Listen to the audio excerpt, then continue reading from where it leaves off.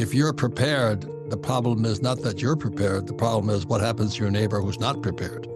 And that's really the issue. There's a lot of people who are just thinking happy days are here again. Everybody thinks happy days are here again, and then it crashes. So anyway, this is a very time to be pessimistic and optimistic. And the mistake I made at our 3-day here in Scottsdale was I forgot to say, well, we'll start with macro first. And that came from my teacher, R. Buckminster Fuller. He says, most people start small and then they go smaller. They go micro to micro. And the mistake I made is that I started macro as best I could. And a lot of people say, I didn't come from the macro, I went from the micro. And that's school, because they teach you to be a specialist and get more specialized. So you become a doctor, but then you have to specialize down. So that's going from micro to micro. And so I forgot to prep the class. It was like 300 or 400 people. And I forgot to say, we start with the biggest picture, which is macro. So when I first met Andy, he was talking about Afghanistan. And the average American doesn't even know where Afghanistan is. And what people don't know, Afghanistan is something that's called a parrot in the military, because I was a U.S. Marine. We called Afghanistan the parrot's beak or something like that. And the rule of thumb for the military is who controls the parrot beak or the parrot point, whatever they called it, controlled the world. So that's why when the Taliban and the Russians had Afghanistan, they were starting to control the world. So military guys see it that way. So when I first met Andy, he was making waves talking about Afghanistan. I was talking about Biden pulling down the Keystone XL pipeline, which sent the price of oil through the roof, and then tearing down Trump's wall, and then Afghanistan. And so all of this stuff is being orchestrated from America. So explain the significance of Afghanistan for people. This is podcast number 4. That Nixon took the dollar off the gold standard in 71, and the economy went crazy. So with gold not going, 74, Nixon sent Kissinger to Saudi Arabia, and instead of being a gold-backed currency, the dollar, it became a petrol-backed dollar, and that gave the United States much more power. So when I first met Andy, I wasn't aware of what happened in Afghanistan. I saw from the military side.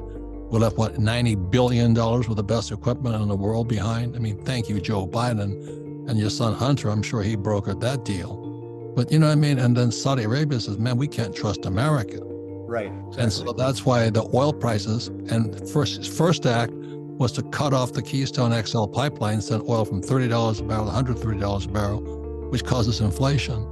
And then he pulled us up Afghanistan. So this is when Andy and I bonded as brothers, are going, holy mackerel. Andy sees the macro first. And then Saudi Arabia says, we're out of it. So they joined the BRICS, which is Brazil, Russia, India, China, South Africa. Then it became Brazil, Russia, India, China, South Africa, Saudi Arabia, and using the US dollar as the reserve currency of the world.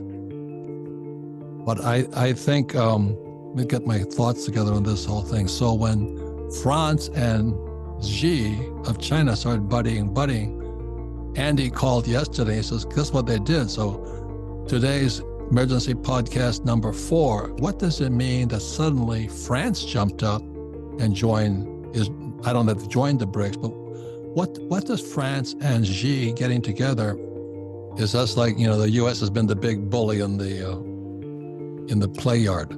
Suddenly all the other kids are saying, well, you're not going to be the bully anymore. We're going to gang up on you. That's what the BRICS are. They said, hey, we're going to take you down, bully, because it's all coming down fast right now. It's going faster, like the toilet paper roll.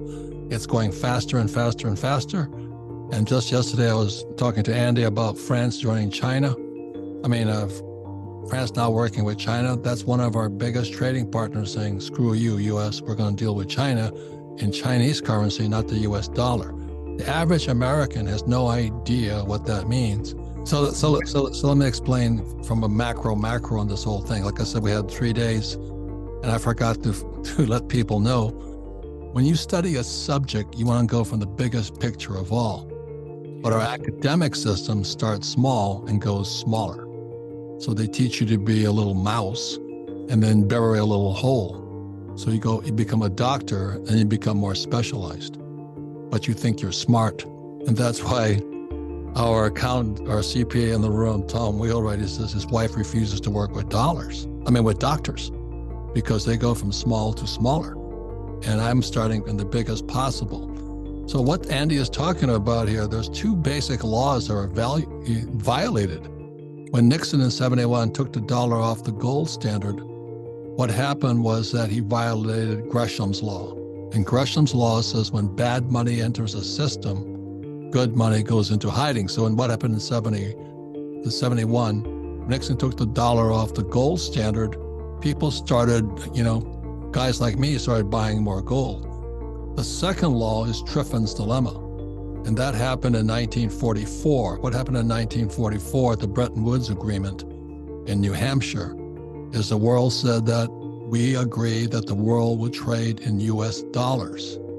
And everything was hunky-dory and fine after 1944. But now the Bretton Woods Agreement is falling apart because Triffin's dilemma says that this is the big point that Andy woke me up to. Triffin's dilemma meant the U.S. had to supply dollars to every central bank throughout the world. So we had to print probably quadrillions of dollars.